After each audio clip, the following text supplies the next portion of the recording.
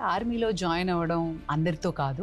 ఒక పర్టిక్యులర్ మనోబలం ఉండాలి అని చాలామంది అభిప్రాయపడతారు. దాని మీద మీ అభిప్రాయం? మనందరం టీవీలో చూసినా అని కూడా ఎక్కడైనా రోడ్డు పైన ఆర్మీ వాళ్ళు వెళ్తున్నా అని కూడా ఆర్మీ వాళ్ళు ఆర్మీ యూనిఫామ్ వేసుకోవడము, పని చేయడము, మనం చిన్నప్పటి నుంచి కూడా స్కూల్లో అయినా బయట అయినా దేశభక్తి గురించి చెప్తారు. కానీ ఆ యూనిఫామ్ వేసుకున్న ఆ పని చేసే వరకు దాంట్లో ఉన్న కఠినత బయటికి ఎవరికి తెలియదు.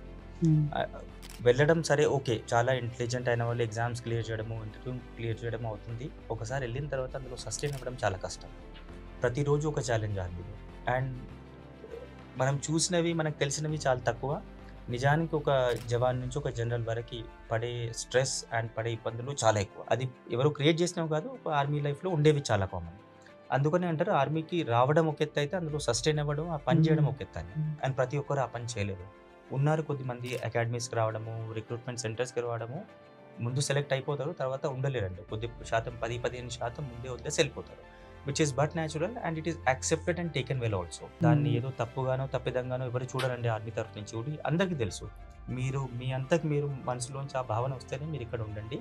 ఆ భావన లేకపోతే మీరు అంత కఠినతని ఎదుర్కోలేరు జీవితంలో. ఆ కష్టాలను ఎదుర్కోలేరు. అందుకనే.